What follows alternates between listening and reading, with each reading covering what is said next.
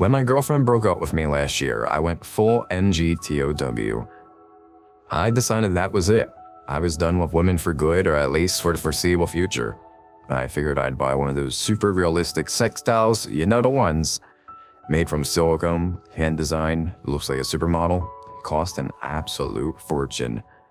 The perfect solution. It just made so much sense at the time. Megan, my ex, literally drove me insane with her constant need for reassurance.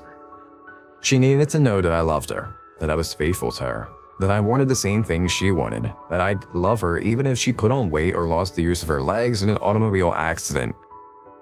Jesus. Every day was Groundhog Day with that woman. Every day I'd run the full gauntlet of female insecurities. It got to the point I couldn't stand the sight of her. I couldn't stomach being around her. I couldn't even take that perfume she wore. It was called Velvet Wing. It smelled cheap and desperate. By the time we broke up, by the time she moved on to someone new, I'd figured either a dog or a sex doll would make a far better companion, and you didn't have to feed a sex doll. Sex dolls don't need reassurances. Sex dolls don't need a shoulder to cry on. I'd read about this company somewhere in the Appalachian Mountains called Silent Partners. They specialize in life-size, anatomically correct sex dolls, molded from silicone and thermoplastic elastomer. I checked out their website, and it was freaking amazing. The dolls looked so lifelike, I had a hard time believing they weren't real-life models. I browsed the customer service reviews. They were literally calling these dolls industry game changers. I have to say, wrote one reviewer. My doll Melanie is so lifelike I still can't believe it. I can almost convince myself I'm in love with her. She's beautiful, sensual, and endlessly receptive. It's better than having a real woman, wrote another. The website was tastefully arranged, sophisticated. They had precast dolls, steel skeletons built from the ground up, incredibly flexible musculature, infinitely posable, with male and transvestite alternatives, and even a customizable option which allowed you to choose your doll's specs up front. The doll I eventually chose was called Gabrielle. She was a brunette, 5 feet 6 inches, with a 26D bust and a 19-inch waist. She reminded me of a girl I was infatuated with when I was a teen. I remember the day my doll arrived, packaged in a discreet wooden crate. I actually sat there on the stairs with a crowbar in my hands, just staring at that box, trying to work up the courage to open it. It was weird. It was like meeting a girl for the first time. I felt inexplicably shy. Eventually, I jimmied the crate open. The fact she was perfect in every way didn't stop me from feeling like a pervy old man as I lifted the doll out of her bubble wrapping and laid her on the couch. But I couldn't believe how real she felt. Her skin smooth and flawless. Her breast so soft and realistic I got a hard on right there and then. She was beautiful. I'm not kidding. She was fucking out of this world. I dressed her, undressed her, posed her, took photos of her, and just basically tried to get used to having her around, but it was an effort. The fact the doll looked so lifelike, coupled with the fact that she wasn't alive, kind of creeped me out. It was like hanging out with a beautiful corpse. The fact this particular corpse was in her early 20s and the fact that I was in my early 40s didn't help the weird quasi-pedophilia, quasi-necrophilia vibe I was getting. I have to admit, in the beginning, possessing that doll just made me yearn for a living, breathing woman. I was overcome by the slow realization that no doll could replace the real thing, no matter how flawless it was. I sat across the room from her, listening to fusion music, smoking a joint, drinking a glass of Pinot Noir, and staring at the doll. And then, for a long time, I tried not to stare at her, only to wind up staring at her again. I couldn't believe how lifelike she was. Sex with the doll was pretty goddamn spectacular. She was silky smooth, and her skin was pliable, just the way real skin is, and slipping inside her, I remember thinking, Jesus, this is so good. It bothered me less and less that she wasn't moving or responding or making any sound of pleasure or discomfort. All I cared about was my own pleasure. And when it was over, I rolled over in bed with a deep sigh, content with the knowledge I'd made the right choice. Afterwards, I cleaned her and packed her away, and then I went to bed. It must have been 3 in the morning when I woke up to this dreadful sense someone was in the room with me. It was in that half awake, half asleep state when you can't move but your mind is fully functional. The room was dark and there was someone lying beside me, stroking my arm. "Do you love me, Derek?"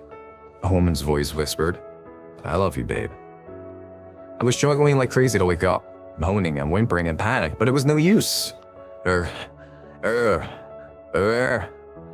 pair of soft lips brushed my ear. "Don't be afraid," the voice whispered. "I'm here with you. I've always been here." An instant later, I'm jerking awake to the sound of the alarm, and morning sunlight is steaming through my window. I figured it was a dream. I used to experience recurring nightmares as a kid. Sleep paralysis, night terrors, that kind of thing. So I didn't think much about it. Not in the beginning. I had sex with Gabrielle as often as 3 or 4 times a night. It was the sheer novelty of it. I didn't have to give a damn about someone else's pleasure. It was all about me. And it actually felt refreshing. I could indulge myself. I could bring sex back to its sweating, grunting origins where it belonged. There was no post-coital Q&A session to contend with. No feelings to soothe, no feathers to smooth. But as so often happens, work got in the way of our budding relationship.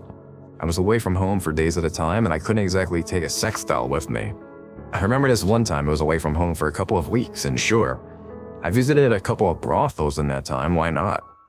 If I work hard, I play hard. When I got back home from that trip, I found my bedroom a wreck. My clothes cut up with a box cutter and scattered everywhere. The words cheater, liar, bastard, and blossomed on the walls in black marker. I called the police. Damn right, I did. But the cops couldn't find any sign of a break-in, and that's when I started suspecting my ex. The bitch still had a key. She must have feelings for me still. Jesus, what a psycho. My suits, my casual clothes, even my fucking shoes. She'd totaled everything with a kind of precision only a crazy person is capable of. I got a locksmith to change the locks, and then I made an appointment to have a security system installed. I woke up that night, and once again I was paralyzed. This time I felt hands around my throat, fingers digging into my windpipe, and I was struggling against the sensation of being choked. In the dark of the room, I could make out a female form sitting astride me. Couldn't see her face, but her breath was sweet against my face, and as I fought to free myself from the paralysis, I heard a voice hiss. Who was she? My lungs were screaming in agony, my eyes bulging out of their sockets, and I was making this long, thin sound as I tried to suck air into my chest. As I watched, the figure leaned over and whispered in my ear, "You better not be messing around behind my back, you fucker." Suddenly she was gone. I was jackknifing out of the bed, hitting the light switch in a mad panic and spinning around, looking for my assailant. The room was empty. I tore through a house, but I was alone. It didn't make any sense. I'm screaming at Megan, threatening to call the police if she doesn't stop harassing me. I want my fucking keys back.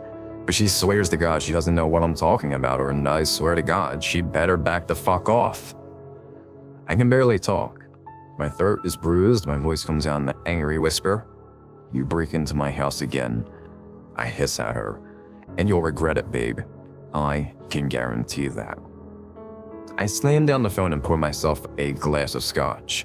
I'm physically shaking. No way I'm going back to sleep tonight. I wanted to get a second doll. Right from the beginning, I'd planned on getting 2 dolls, despite the fact they cost an eye-watering $6 grand a piece. I still thought that was a hell of a lot cheaper than a real woman. I'd always been partial to the idea of a synthetic ménage à trois.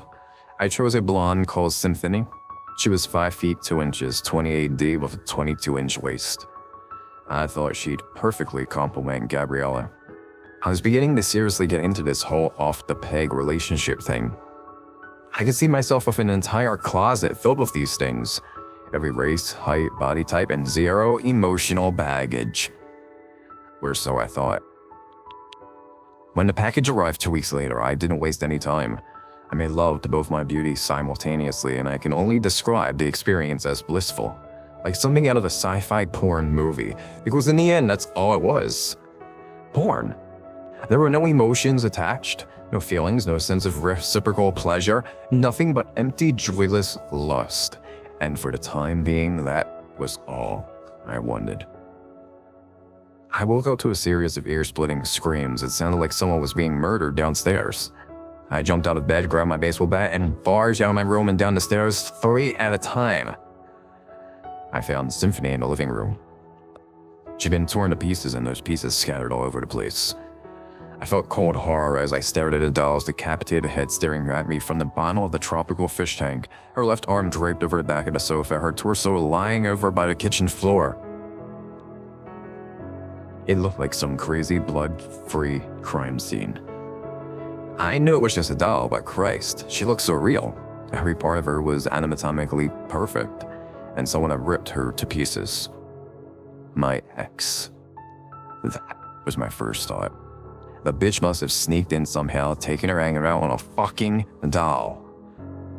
I went searching for Gabrielle, but she wasn't in her box. Shit. Megan must have taken her. What the hell was wrong with this woman? Was she so insecure that she was stored in by a bunch of sex dolls? I stormed upstairs to get dressed. I planned on heading over to Megan's place to confront her. At that point in time, I was angry enough to fucking throttle her. I froze as soon as I entered the bedroom. The other doll, Gabrielle, was lying on the bed. Someone had posed her, so she was sitting up and staring at me, but something felt different. Her eyes were no longer flat and doll-like. Instead, they were filled with an inexplicable malevolence. I literally felt her rage the moment I stepped into the room. She was staring at me. I know it sounds ridiculous, but it's the only way I know of putting it. I started to doubt Megan had been responsible for this. I started to doubt a lot of things right about then, not the least of them, my sanity. To be on the safe side, I stored the doll down in the basement. I don't know why I did that. I don't know why I put her in the basement. I just felt weird about having her around. I still didn't believe she was sentient. That was a leap of logic I just wasn't ready to take.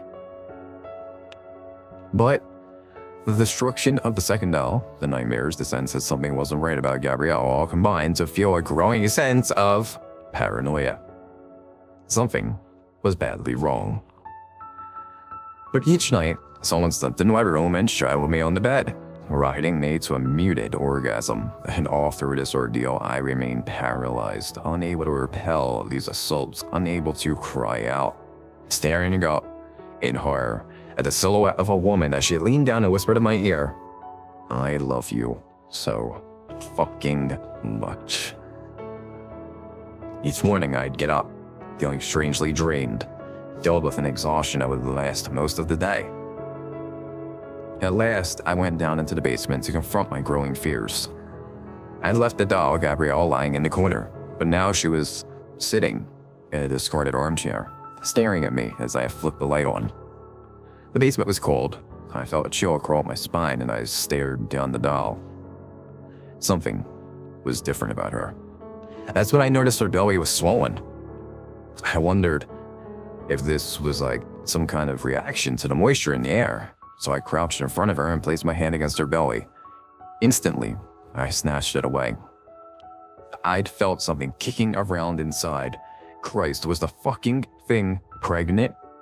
I almost bursted out laughing at the thought, but at the same time, that joke became a slow wave of horror that rippled through me. The way she was staring at me, the thing was alive. Those eyes were alive. My nerves broke and I wound up fleeing back upstairs, slamming and locking the basement door behind me. I was too embarrassed to seek anyone's help. Besides, what was I going to say? I think my sex doll was possessed. And by the way, she may be pregnant too? I was going crazy. A rat probably crawled up inside her and was nesting there. That was the kicking sensation I felt. I just had to put it out of my head. What I needed was a real relationship. I've been spending too much time around those fucking dolls. The nights were the worst. I started locking my door, keeping the light on, but every time I wake up, the lights are off and the door is wide open and something is sitting on top of me, rocking back and forth and crooning in a lyrical voice. "He's going to look just like his daddy." Oh, Derek. I'm so happy. Thank you, darling. I love you so freaking much.